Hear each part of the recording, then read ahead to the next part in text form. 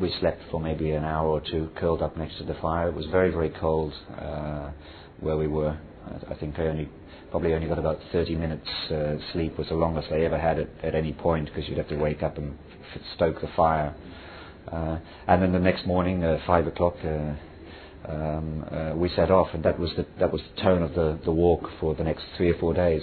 I mean, they were amazing people. What they were carrying, and their rucksacks, their bags were all torn. Everything they had, their shoes were darned, their clothes were falling apart.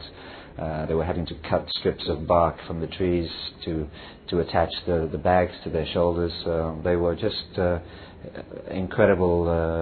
incredibly strong people.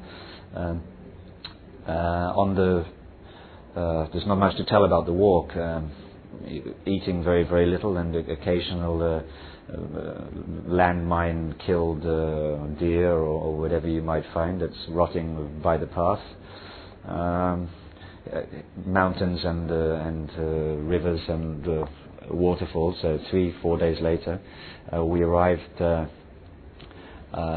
We came up. It was an amazing scene. We knew we were getting close because there were a couple of children that had come to help carry things. And I remember it. I will never forget it. We came out of this very narrow, almost suffocating chimney, if you like, following this waterfall up higher. And then the whole landscape opened up onto this clearing. It's actually one of the photographs that I'd like to talk about. I think if you could choose one photograph from the whole trip, it would be this one. We walked out into this clearing, and in the distance, in complete silence, were the assembled village. I say village, it's not a village as such, it's where their current hiding place. And everybody that could walk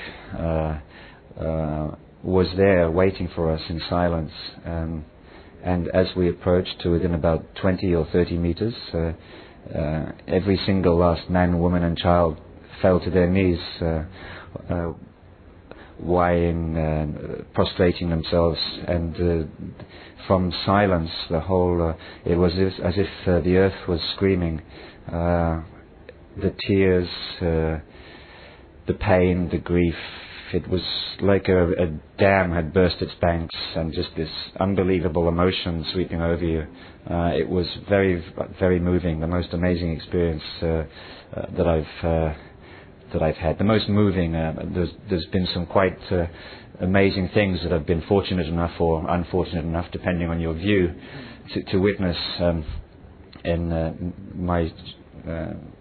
my time as a photographer. But this will remain with me always. A feeling of great helplessness. Very, very difficult even to photograph.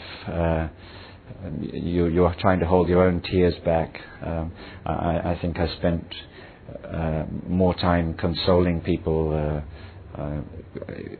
70-year-old men, women, breaking down, crying on your shoulder, burying my shirt was soaked with tears, people on the floor holding your legs, praying and crying, and the very painful thing, obviously, was knowing, for these people it was as if, okay, the Americans have come back at last, what we've been waiting for 27 years, they're here, we're saved.